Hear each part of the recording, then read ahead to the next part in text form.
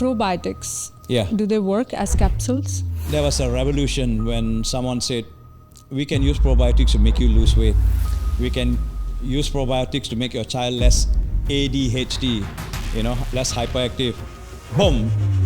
And someone went and spoke. All of a sudden, there were 200 centers. I think many of them work if they are traditional based, but you have to give them time. More is not always better. Can men with today's intervention or women save their hair? Some work very well if you start early enough. Especially women are more amenable to hair loss treatment than men. Is PRP effective for hair follicles? Is there any natural ways to boost your progesterone? Naturally, you need 7 to 9 hours of sleep. Physical exercise, that means it can be aerobics or weightlifting. Red meat.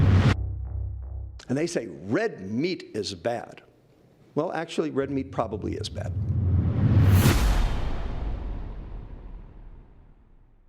Welcome guys, welcome to Miduty Talks. Today we have Dr. Satvinder Singh. He's from Malaysia, third generation Malaysia, but originally from Punjab.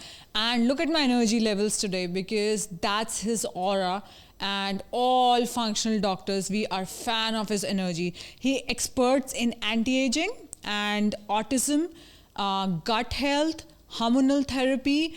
Women, when a woman gets older, what shifts, what hormones decline, what hormones should be replaced.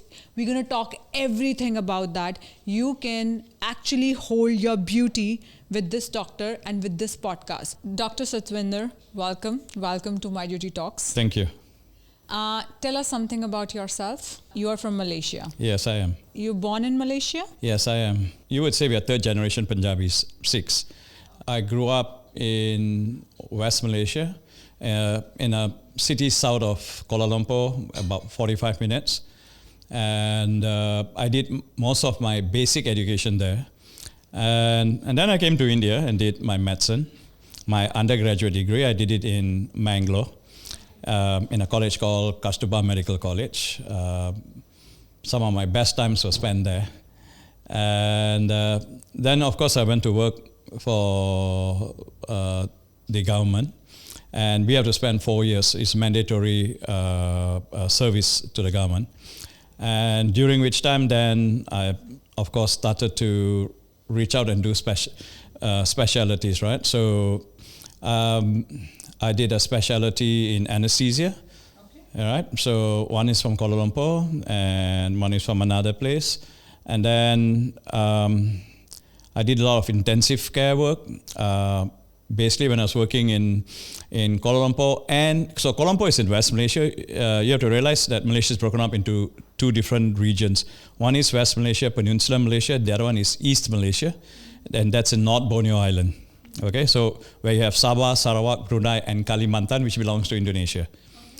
And so I worked in Sarawak. I worked in 2 places. One is Kuching, the capital of Sarawak, and then the other one was in the jungles. And so, so we learned a lot of, you have to be very self-reliant, okay? I remember one day, it was raining, in Malaysia it rains all the time, but this was rainy season, somewhere in the end of October, November. And the river had washed out the bridge that was across, and most of my staff across the river. And one of my staff, who was really very close to me, she was very good at her work, we all liked her, she started to bleed non-stop. And she basically had no lower blood pressure. The diastolic pressure was like 0. She had only 60 on top. So she was going to collapse. And then what we did was, we've got stuff like ketamine. And ketamine will bring up your blood pressure. So you use it in war fields, to cut off people's leg. They don't feel any pain. You totally anesthetize the patient. So we gave her that. It brings the blood pressure up. I did a DNC under 12 candles. We had no light. And by that time, when I finished, her blood pressure was still low. the boys came from across the river. They took, a raft, small boat, and so they tied the ropes. So someone pulled from here and someone pulled from there. They kept the rope taut and they brought the boat across. And then the rest is history. They managed to get blood from the blood bank, everything and all. And so the lady became a walking legend. Like, she was saved by a lot of different people, right? So yeah, that's. So after I finished my anesthesia and my intensive care, I did subspecialties. So basically, I subspecialized in certain areas like chronic pain, and along that way, I found a new liking for functional integrative medicine.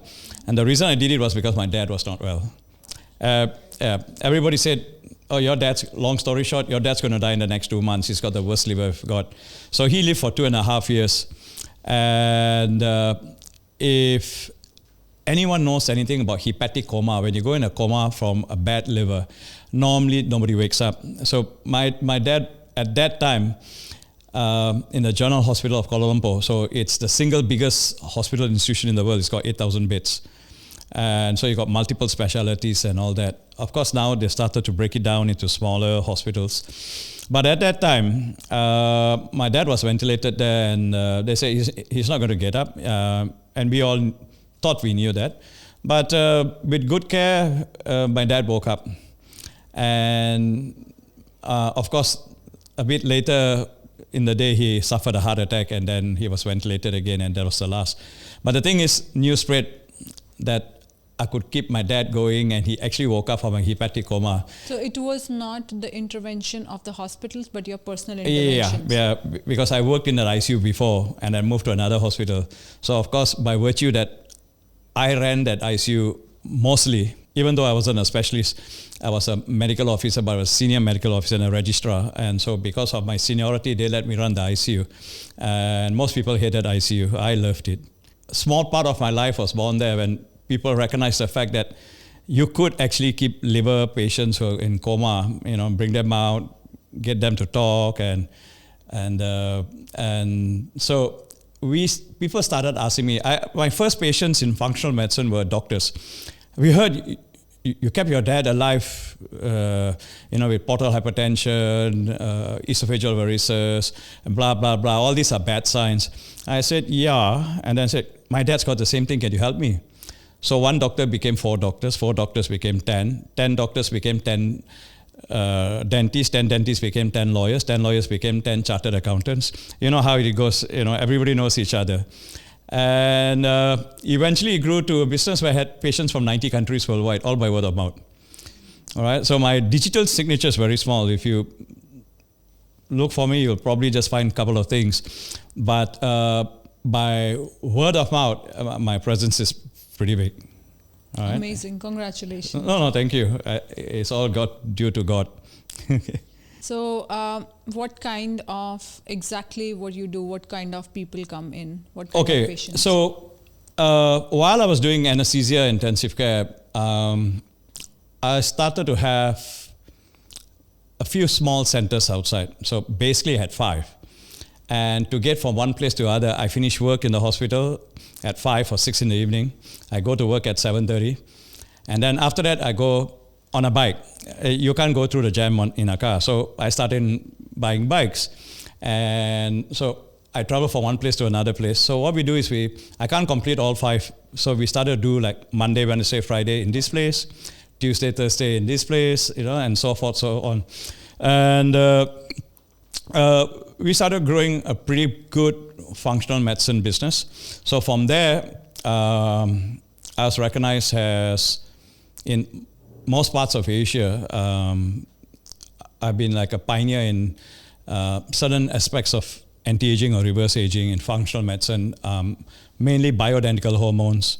I set up the first compounding pharmacy. Compounding pharmacy is one that makes you products, supplements, and medications on a prescription from a doctor. So it's one person, one size. It's not one size for everybody. So it's personalized prescription, basically. And we got to a point where we had sufficient clients, so we needed not to just make the finished products. We needed testing systems. So then I tied up with an Australian partner, and then later on, I think we have another partner from the UK. So we actually provide functional lab testing, and there's none in Southeast Asia. So my compounding pharmacy, which is called Synnoea, SYNNOVA. So it's a Nordic word that means eternal beauty. That word was chosen by one of my pharmacists, my first pharmacist, I think. And so I have to laugh because she's the one who coined the word, right? And so we got into functional lab testing, and we tied up with people because it's extremely expensive to set up one. So we became suppliers of tests in Malaysia, Indonesia, and the Philippines. So we do that. Of course, we get doctors from occasionally from India, from Thailand, from Hong Kong reaching out to us and asking, can we avail ourselves of this test? And I say, yeah, fine. What is the difference between conventional blood test and the one you are mentioning, functional testing? Yeah, okay, so functional testing is everything other than conventional blood tests. If I do a blood test for you, let me use an example. Okay. Let's just use a stress hormone called cortisol. It comes from your adrenal gland, which sits on top of your kidney. So your kidney is actually pretty big. If you have seen, it's like 3-4 green bananas tied together. And the adrenal gland is the size of a mandarin orange or organic lemon, the big ones, right? And so the adrenal gland produces hormones. They produce adrenal hormones. They're your stress hormones, immune system hormones, protect you against cancer, make you grow tall, good mental drive, good physical drive, good sex drive, good control your cholesterol, sugars, everything. So it probably produces more hormones than any other gland in the body, so it's very important. And cortisol is one of the hormones that comes from there. So your cortisol is your anti-stress hormone, all right? And to put it in a nutshell, it's involved in allergies, immune system, good sleep, wake up with energy, and your mental focus is good, you don't have cravings, addictions. A lot of addictions, if you see, every person that's had an addiction, whether it's drug addiction, alcohol addiction, sex addiction, drug addiction, or gambling addiction, relapse rate is quite high, especially when it's drugs and alcohol. And the main reason we believe is that you can fix everything in the brain, but if you don't fix the hormonal response, addictions will never go away. And it's rather easy actually to fix it. It's just that people don't point the finger. So if I do a blood test, cortisol, and I'm a novice, a new doctor, and I haven't worked in the operating theaters or casualty department, I may find it difficult to get your blood test. So I prick you 5-6 times, and then I get your blood, your cortisol is probably going to be sky high. I'm going to give you a false. Yes. If I collect your saliva, your urine, so the urine is of course gold standard, but aesthetically speaking, most people would not want to carry a bag and pee in it at different times of the day. So you do a non-invasive method. You construct a non-invasive method like saliva, and you spit out, and so it gives you the true portion of your free hormones. Your free hormones are ones that are not attached to carrier molecules in your body. All hormones are carried from whichever gland, whether it's the thyroid gland, pituitary gland, ovarian gland, testicular gland. They are bound to certain proteins that come from the liver, and then they're delivered to other parts of the body, right? So if I want to measure, I don't want to measure those that are fixed, they're already bound. Some are bound very tightly. They're not going to ever become biochemically available in your cells. So basically, if I want to measure the free percentage hormones, which is usually between 0.1 to 4% of the total assay, I mean the total test that you do, you have to put small needles into my arms everywhere.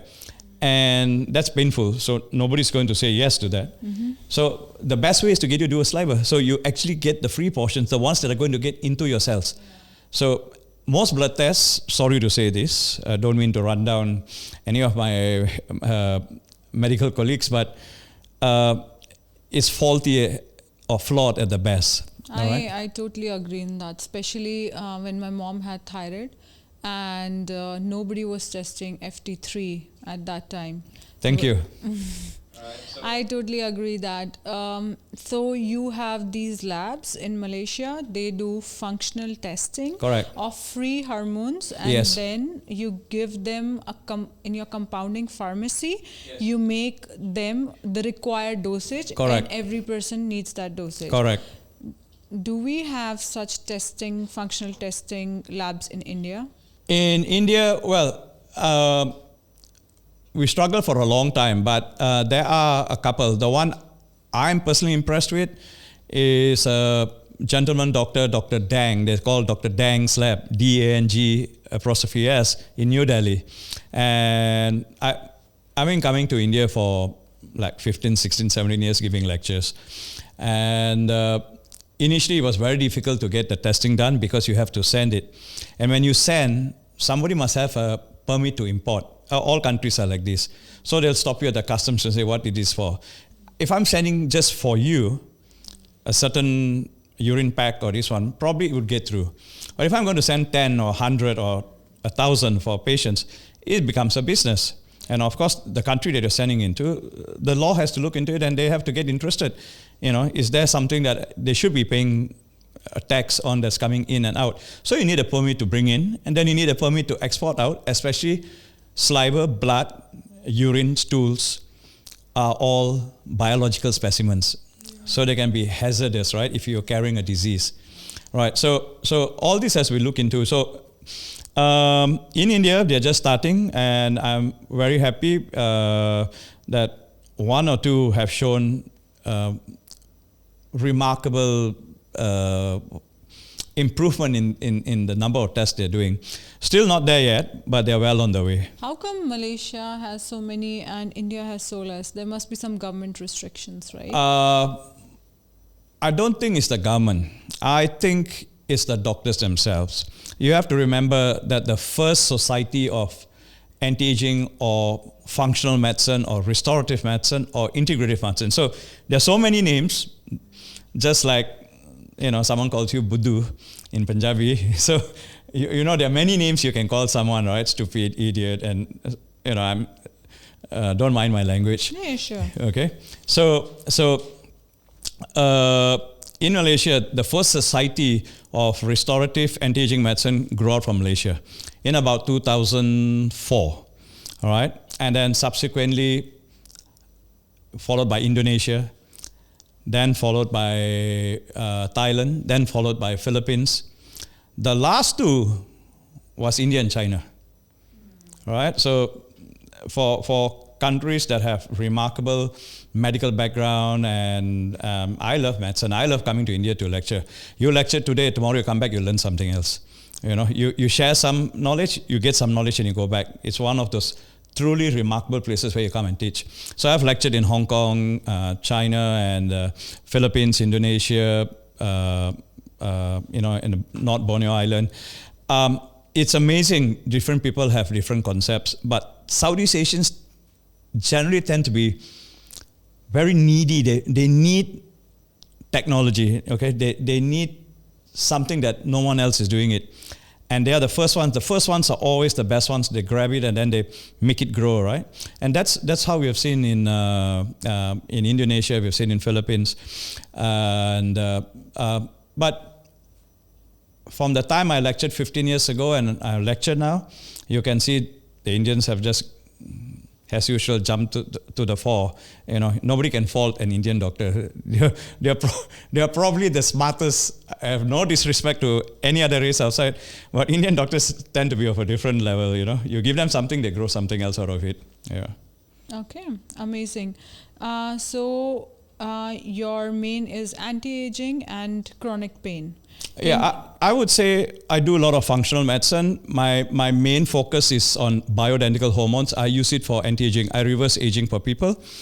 My biggest packet of patients would be perimenopausal women, because I think women everywhere, it's an understated fact that women don't menopause very well. Okay. This is only new. I never knew my grandmother. When did she went to? Now, you know, people have made it so generalized. Like I ask someone, how are you doing? I'm doing great because I see the weight gain. You know, I see a lady in 3 years, there's a weight gain. Right. And I see the hair quality not the same. And I was like, oh, this is just perimenopause. I was like, this scares me because I'm now 40, and because people say, oh, people have accepted menopause, perimenopause, and it's 10 years and you can be a complete mess, you know, and hormones do decline. So this very, I think out of everybody, especially the women around 40, they need your compounding pharmacies.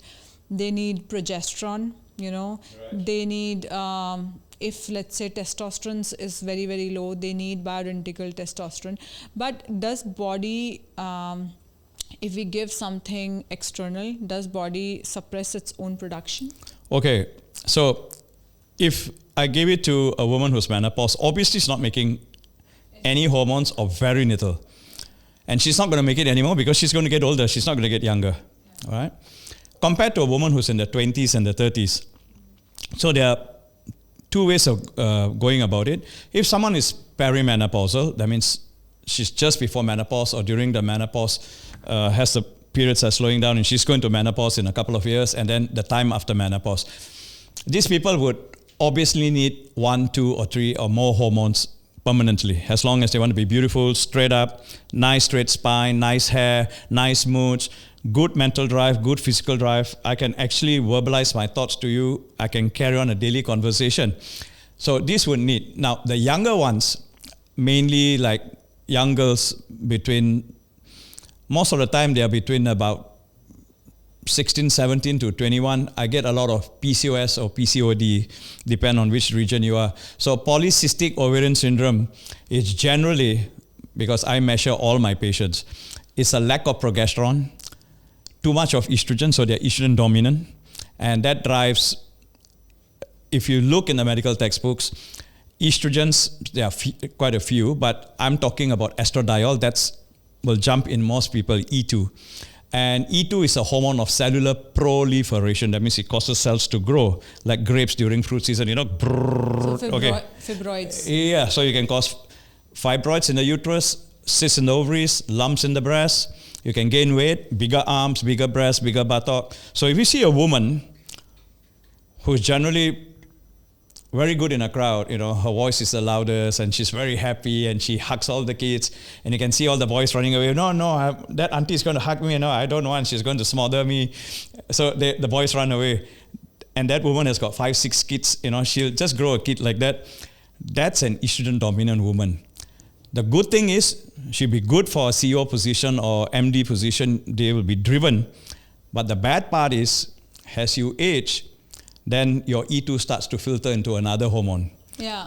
Okay, like estrogen, E1, and that causes genetic mutation, increases the risk of your cancer. We give this compound called DIM, you know, because the women you just described is, I think, very much like me. Yeah. So they're fair. They're fair, they have big red lips, they got big eyes, a lot of collagen in the cheeks, so you can tell an E2 dominant woman easily. Am I E2 dominant? You are probably. Okay. So I take this supplement called DIM to for my bad estrogen to metabolize. Is it okay? Well, actually, that's one of the small tricks you have up your sleeve, right? So DIM is diindol methane. And in the liver, you have 2 enzymes like DIM. One is DIM, and the other one is I3C, indole 3-carbinol. Okay? So both of them can bind to estradiol and then in the liver convert it to E3. So you have to remember all your sex hormones are fat-soluble hormones. You can't pee-pee it, you can't poo-poo out. So you need to convert some of the estrogens into water-soluble hormones so you can pee it out. And DIM and I3C do that. They convert it to estradiol, E3. And estradiol is probably the only estrogen that's anti-cancer. Euphoric, so it makes you happy. Moistens your lips and your private parts. So although women don't get mouth ulcers, they don't get urinary tract infections, it's amazing. If a woman who's 67, 69 comes and sees you, oh, I'm having urinary tract infection every week, I'm in the hospital every week, I'm on antibiotics every 2 weeks once, you just put them on estradiol. Within 2 or 3 weeks, they're fully lubricated, they don't get another UTI. Wow. All right. And I'm not kidding you because this happens with all my patients. Wow. All right. And so the other things that can convert your bad estrogens, so I call them bad estrogens now, into estriol. So your DIM, I3C, folic acid. So that's why it's so important to have folic acid. Of course, some people would like to use folinic acid or methyl tetrahydrofolate, so methyl folic acid, okay? That's what we use. Yeah. The assumption is that some people don't have the enzymes to convert folic acid into methyl tetrahydrofolic acid. But it's not many people who have that problem. So still, anyway, even when we compound, we give methyl folic acid. Yeah. Yeah, it's better to be on safer side. Yeah, and the other thing that helps you to convert all the bad estrogens into estriol is progesterone. So you got 3 weapons that you can use to convert it into progesterone and make a woman feel better. Okay, but if we have to, because functional medicine is all about going into the root cause. Yes. If we have to go to the root cause, why people or even young women are dropping progesterone? Yeah, why progesterone is getting less? Is there any natural ways to boost your progesterone? Okay, number one, if you get a lot of estrogens, basically these women, they have their progesterone levels. But there's a ratio you can work out called PE ratio, progesterone to estrogen ratio. So for every molecule of E2, you need about 200 to 500 molecules. I'm just using the word molecules. It's basically a calculation, right? So to make it easy to understand, I need 200 parts of progesterone to control 1 part of estradiol. And progesterone stops cellular proliferation. So if this is your uterus or your ovary, it'll tell you, you cells stay in here, in this classroom. You can't grow out of it.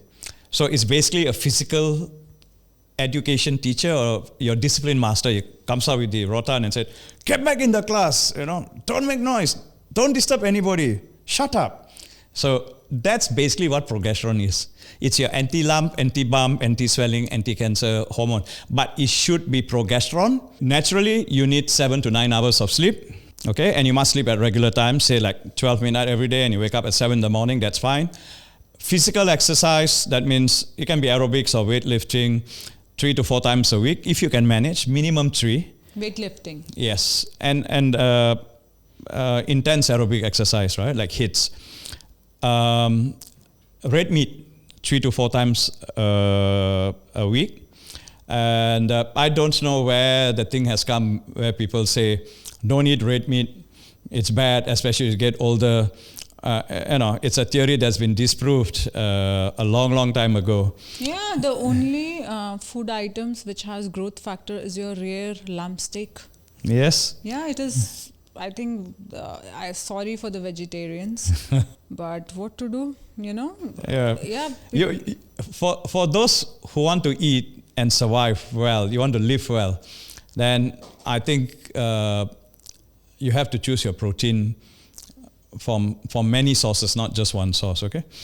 I will tell you, the other thing that you need is, okay, so exercise, sleep, red meat, and your curtains. They should be blotted out. If you can see at 6 a.m., you can see the light coming from your curtains are not dark enough or they are not big enough.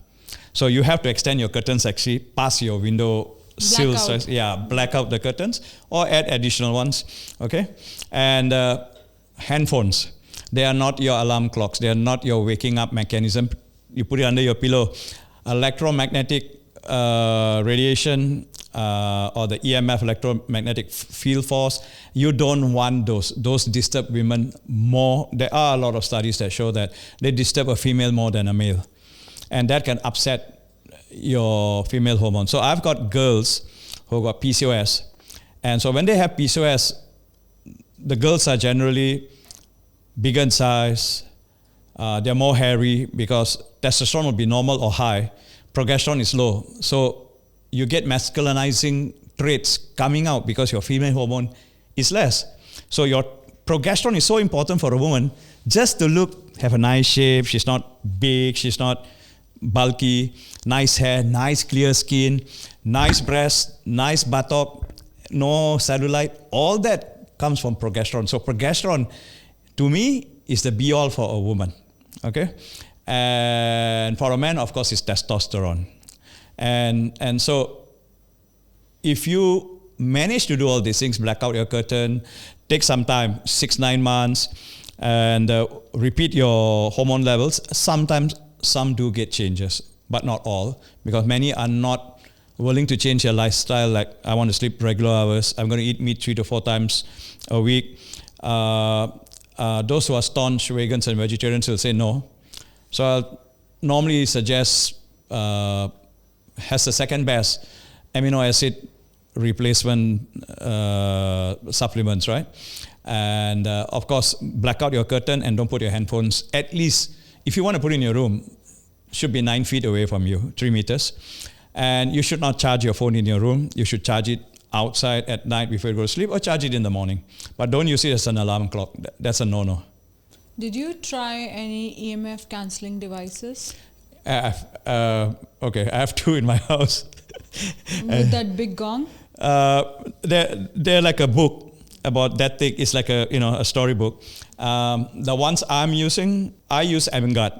Emgard is distributed by Kangen. You know, Kangen are the alkaline water. They're very big. Oh yeah, I have to tell you this story. So I went to a biohacking lab and they had this device from Kangen that they guys just, and the moment he plugs in, our signals get lost, you know, everything is done. And the moment he plugs that out, it goes like that. You know, from high, because there was the meter, from high radiations, it dropped to 0. Right. And but you can still get your phone calls.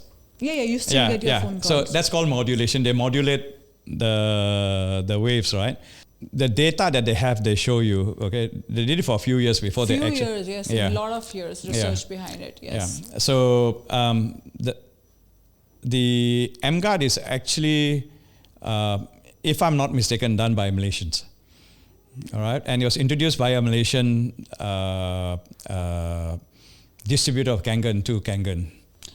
Why do you get such a smile when you say Malaysian? You should be more smiling when you're Indian. We are Desi. I also lived throughout my life in India. I know. And you know, because you are so much proud and into this Malaysian character, now your face is starting to become like that. Nobody can say you are a Punjabi by core. Well, I'll tell you, I've got this Pan-Asian look, right? Wherever I go, I've been called a Spanish. Okay, I've even been called a Chinese. Okay, I've been called an Arabian. I've been stopped at Saudi airports because they think I'm Kuwaiti, or I stopped in Kuwait airports they think I'm Lebanese. So I don't know. I just smile it off at all the times. I would say wear a nice turban. They know you are. Madam, if you look, you see I've got no hair. Just a joke. Well, I lost my hair a long time ago. So why didn't you biohack your hair follicles longevity? Okay, my hair was already dropping pretty much before I started doing functional medicine. Okay. So it's very hard to regenerate. Yeah. I mean, I just like it like this. I don't need any care. You don't have to go to a salon. You don't have to bother dyeing your hair or whatever. I just like it like this. You know, ball is ball. But can men with today's intervention or women save their hair? Well, so you have to recognize there are different hair profiles, okay? And some work very well if you start early enough. Especially women are more amenable to hair loss treatment than men, okay? And most of them, the trick is they'll block the hormones that cause hair loss. DHT. Yeah, so for man, DHT, but also estradiol. If the man has got man boobs, a bit of beer belly, love handles, and he's falling asleep while talking to you, he just drops off. Yeah, this guy's got high estrogens, okay, especially estradiol. And for women, normally there will be a hint of high testosterone, DHT, or a lack of progesterone, or a lack of certain B complexes like biotin. Biotin is one B complex, and biotin nourishes your hair roots. So it biotin works very well, but you have to use larger doses like 10, 20,000 micrograms. Yeah, everybody now do 10, Yeah. 20,000. Yeah, we have this product with saw palmetto as a DHT blocker. That's right. Then we have silica. Yes. Yeah, and we have biotin. And Yes. then zinc is also important. Yes. Yeah, so we have a supplement called Yeah. Thick and A common hair formula in Malaysia, if it's compounded, it will contain biotin, zinc, B6, folic acid, saw palmetto, lycopene, and another one from Africa. It's called some name, Africanum. I forget what's the name in front. Yeah. Okay, so is PRP effective for hair follicles? Well, if you use it for young girls, especially when they're stress related or thyroid related, you fix the stress, you fix their thyroid, you do PRP, they get marvelous results. Let me share one story with you. I had a medical student, and she was 21.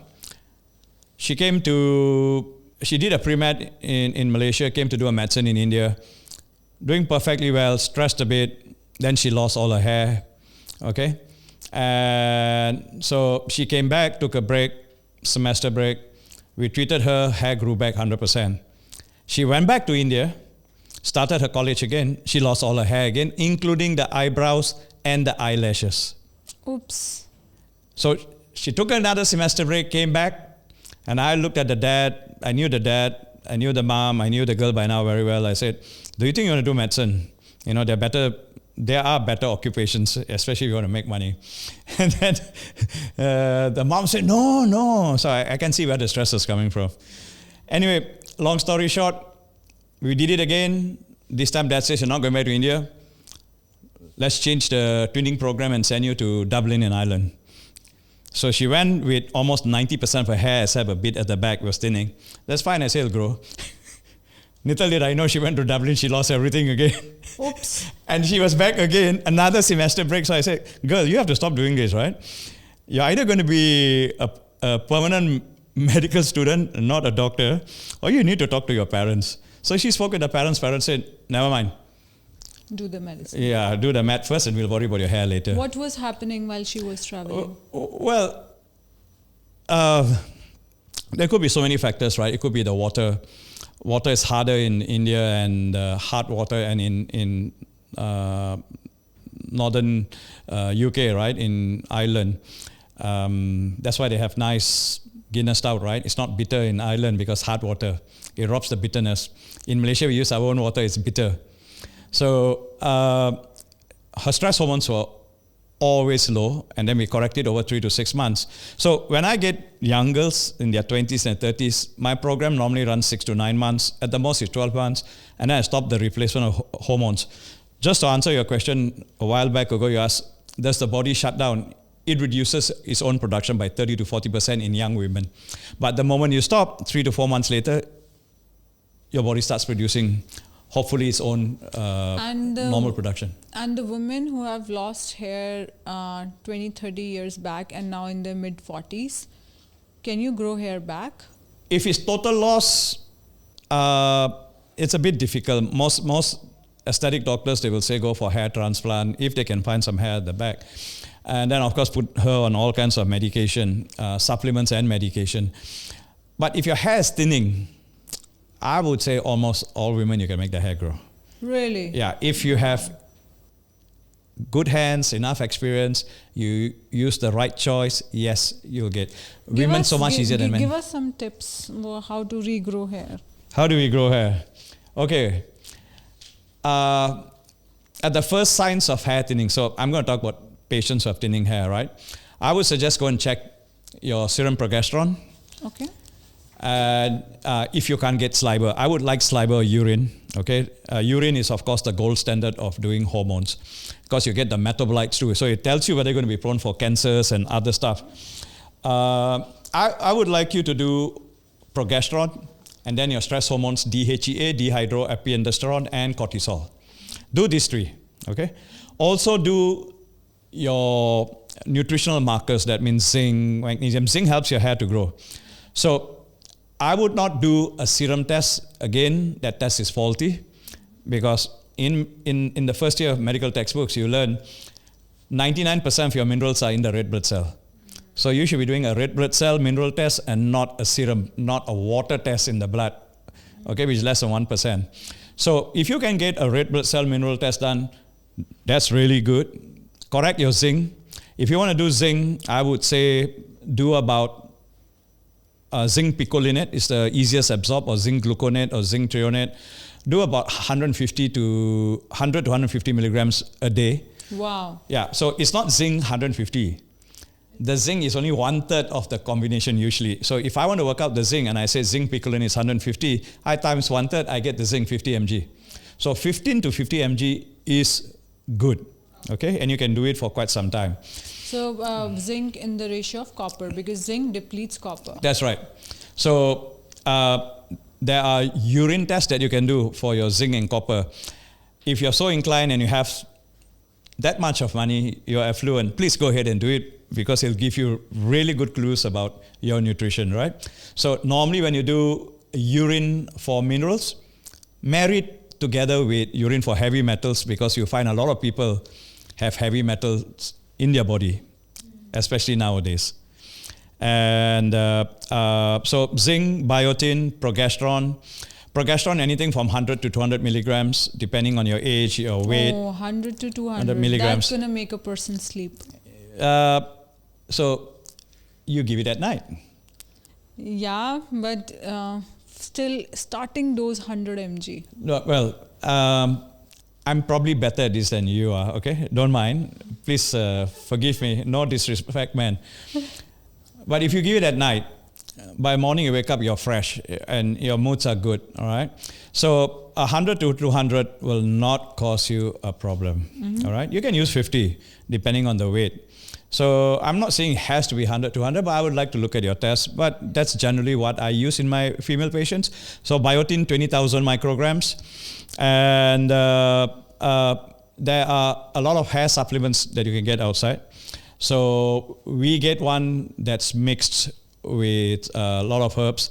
So if you can get a good herbal supplement from your doctor, I swear this one, the one I have, it grows hair in every woman. All right, and have a healthy lifestyle, get good sleep. And if you can't sleep, your progesterone would help you, because you get hydroxyprogesterone. That makes you feel sleepy, right? So if you don't want to feel sleepy, you can get transdermal. You don't have to take oral. Oral goes through the liver, and in the liver, you're going to form other downstream products of progesterone. One of them makes you sleepy. But transdermal, you bypass the liver. And when you bypass the liver, you don't feel sleepy, so you can use it in the morning. Amazing. Okay? Amazing. Yeah. So, it seems to work. It's just those simple things, they seem to work. Okay? Make sure you have a good multivite, good mineral. Make sure that you do regular detox of your gut, your liver. How to do detox of gut and liver? Okay. If I want to detox my liver and my gut, I would use N-acetylcysteine, because it sticks to surface of cells and removes things. Detox of the liver or gut? Both. It detox the liver because it converts into glutathione. But NAC by itself binds to heavy metals and toxins, neutralizes toxins, and then it brings it down to your place where you pee or poo-poo and get it out. But by itself, it may not be strong enough, so you have to marry it with something else called ALA, alpha-lipoic acid. 100 milligrams would be nice to marry to 200 milligrams of N-acetylcysteine. And the other one is, of course, probiotics, okay? A good set of probiotics. I want probiotics because probiotics are your immune system. Many of us forget 75% of our immune system comes from the gut. And that 75% of the immune system from the gut is from your friendly little kits that you have in your gut, okay? Up to almost about between 100 to 300 trillion cells. You can actually weigh, if you could weigh the good bacteria, they'll probably be in the region of about 4 to 6 or 7 kgs. That's how much you're carrying. There are tests to weigh your probiotics? Well, these are in labs, you know. I'm not suggesting you should. But you can do, if you want to know how good your bacteria are, you can do CDSAs, comprehensive digestive stool analysis. There are different levels.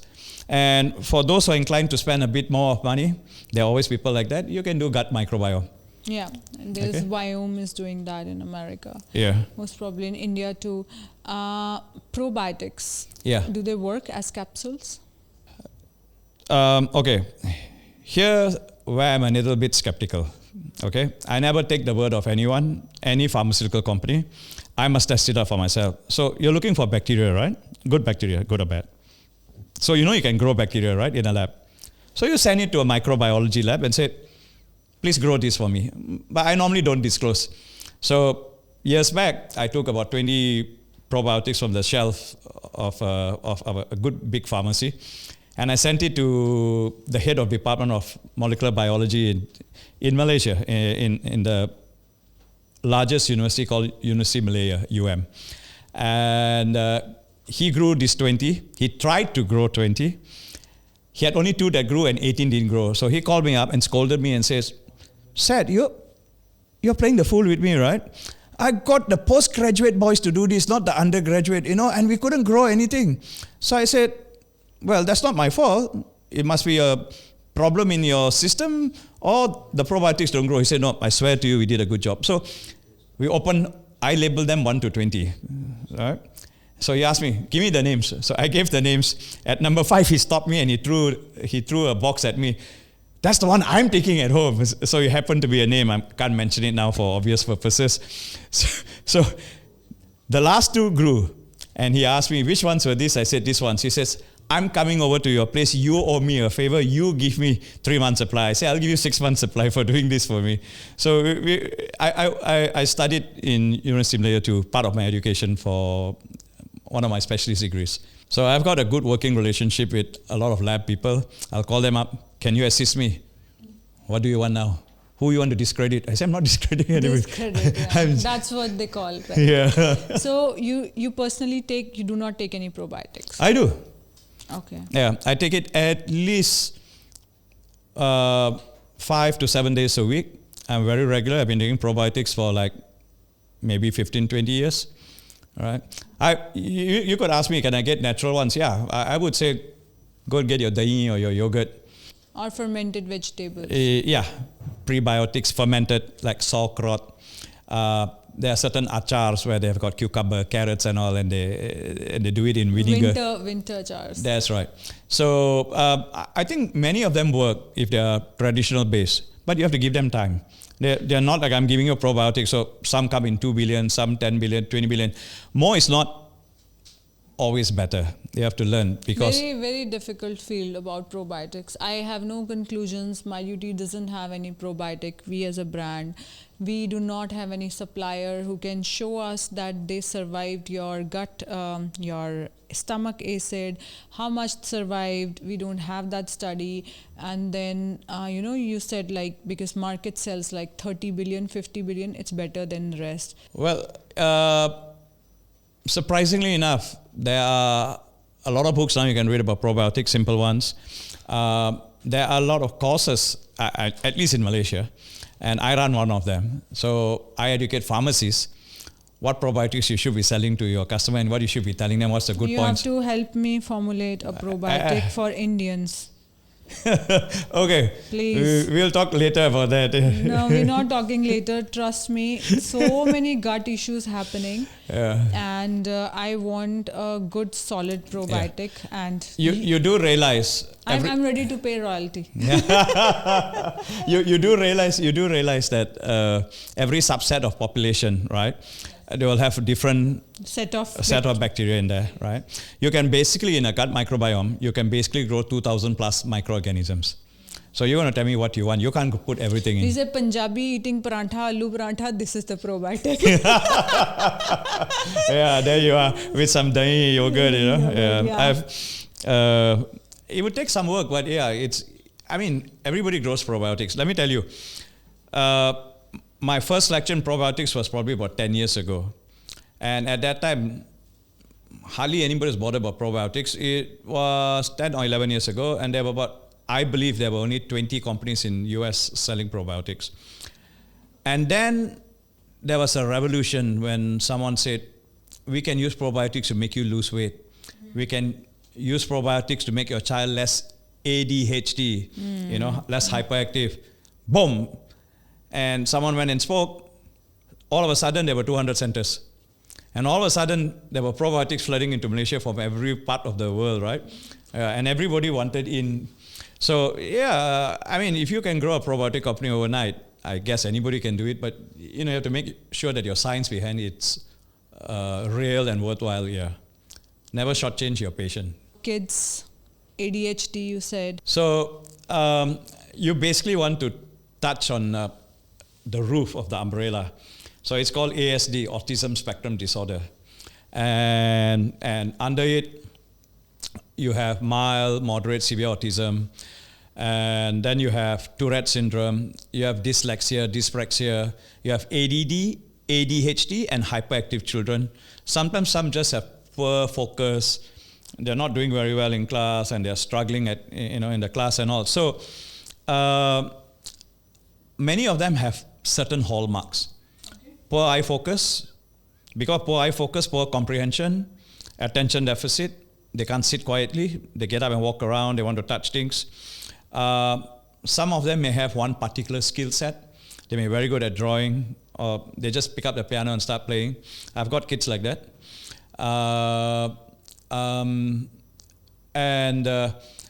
They all have delayed milestones, okay? When they speak, half of them, when they come to me, they don't even speak. So you have to be very, the word I'm looking for is very creative in testing. So your testing systems have to be programmed to look for, I would say, you have to look for toxins or poisons in the body. These children pick it up along the way. And so some of the tests that I like to do are urine for heavy metal toxicology. You definitely have to do a CDSA or gut microbiome. If it's not the full one, at least a certain amount.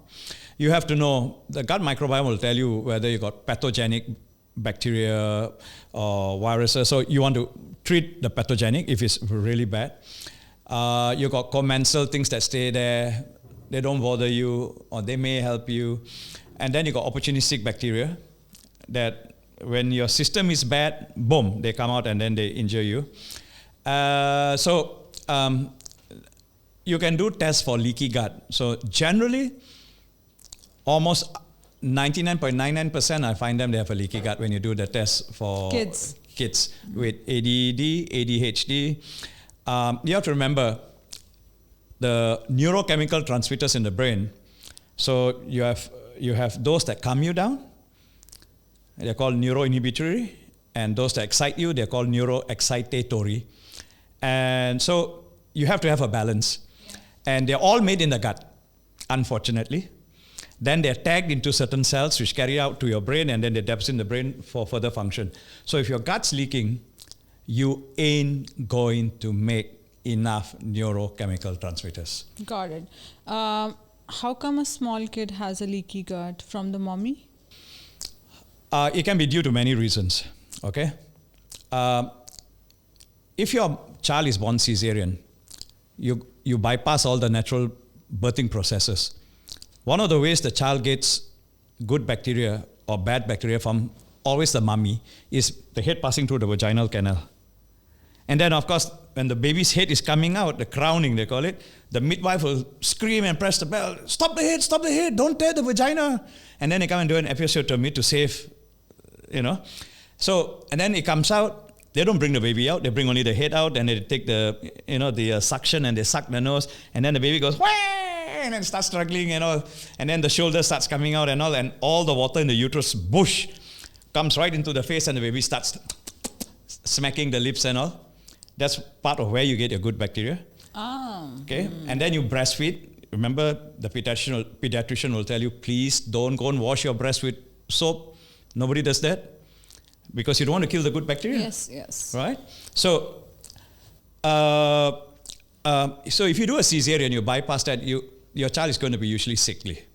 Okay, I've got so many kids who come who got gut issues. First thing is natural birth or cesarean. oh, I wanted my child born at this time. It was good karma, good. It's not the patients, it's the doctor also, you know. Some of them say. The baby turned, the baby is too heavy. I was 4 kgs. What could be more heavier? And my brother is 4 kgs. And we all came through where we should be coming. You're typical Punjabis, okay? Must have been all the ghee and the laddu and, you know. Yeah, we get big babies. My daughter, I was 24 hours, 22 to 24 hours in pain. Wow. Big baby, 4 kgs. You didn't ask for an epidural.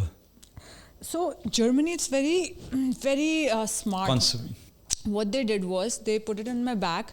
They said, we are giving you the switch and you regulate. Yeah. You have to do 5 times, the full dose is inside you. Yeah. If you do 1 times, only 1/5 is inside Correct. you. So we're going to test how smart are you. And then I asked them, you know, during my labors, I'm asking them how many women are actually pressing 1. They said, till now, none. They give you a mental challenge, and I did not press any 1. And after my delivery, she was laughing because it's a 4 kgs baby, 4th degree tear down. Yeah, she was telling me that 99% of women will press. So I did not press. Mera to cut gaya. So they did a little bit of brainwashing in the back. Brainwashing, because it's your mind. Brainwashing in the middle of, you know. Anyway, when you're screaming, once a woman grabs something, it's a grab by that, right? You don't let go at all. So nobody's going to spend their time, come on, pop, pop, pop, pop. No. So it's patient control analgesia. You know, that's one of the ways to go. Of course, too much of analgesia will stop you from pushing. You're too comfortable, and they don't want that too. Yeah. And they know. So they know their job very well. That's why they do this little bit of priming you. Yeah. Yeah. So we are talking about kids' problems. Number 1, they are getting leaky gut because of this birth. Yeah. Second reason. Okay, so this is going to be controversial to a lot of people, but you know, when you can measure poisoning effects, so a lot of these kids got heavy metals when you do, all right, and they generally. If I were to check for you and you're normal, if I did a urine for heavy metal toxicology, you probably pick up a bit of lead or a bit of mercury through contamination from the environment, okay? Not that you're actually eating mercury. Gas from your exhaust fumes in a car, you're staying nearby a factory, and rubber burning on the tire from a car, you release certain heavy metals, right? Now, what happens is these children, they get heavy metals introduced in the body, and heavy metals, of course, the lymphatic system will try and get rid of it, so it goes from the lymphatic system, it goes into your gut, and in the gut it causes poisoning because heavy metals like mercury or lead, they have terrible effects on surface of cells, and they damage your good bacteria, they damage your protective institutions, and then viruses and bacteria get into your blood system, and then they start causing a problem. So some of these viruses and bacteria end up in your brain because your blood-brain barrier is not intact yet. Yeah. Okay? Got it. And in some countries, to prevent autism, they start their vaccination rates a bit late because you have to remember some of your vaccines have got live virus and dead viruses, right? And so the assumption is if you delayed your vaccinations, all right, the child would have less risk of having, I would say effects, the side effects of having, you do know that your vaccines have heavy metals. Yes. Their use potentially has preserving the lifespan of the vaccine so it can last longer, all right? And of both of the two sexes that are born, anybody can tell you girls are born more matured and stronger. Until 6 or 7, you probably give me a punch, and if I'm a boy, I fall down because you're physically stronger, mentally, emotionally. Ladies mature always faster than guys, all right? So your immune system and your liver is already more matured than a boy's liver coming out. So the boy's liver cannot remove toxins, all right? And so you will find there are more boys who are autistic than girls. Yes. Oh, right? yes. Yeah. So that happened to be true till about 3 years ago or 4 years ago. I'm now having about 50% boys, 50% girls. Okay. So something's changed. All right. And I can't put my finger on it, although I can make a guess. So it's unfair if I'm just guessing. All right. I'd rather be sure before I say things. So my therapy consists, when I teach doctors, my suggestion is to do testing systems first, okay? And again, urine for heavy metals, the gut microbiome, stool analysis, neurochemical transmitters, you can find your answer mostly there already, all right? And if you treat them, you should get about an 80 to 90% success rate. That means they actually go back to school. I have got my earliest was about maybe 20 years ago, 18 years ago, maybe a bit more than 20 years. He's a grown-up boy. He's a quantity surveyor. So I always tell the parents, your children can become doctors too. You know, we are not that smart. It's all the training that goes in. So I say, if you want to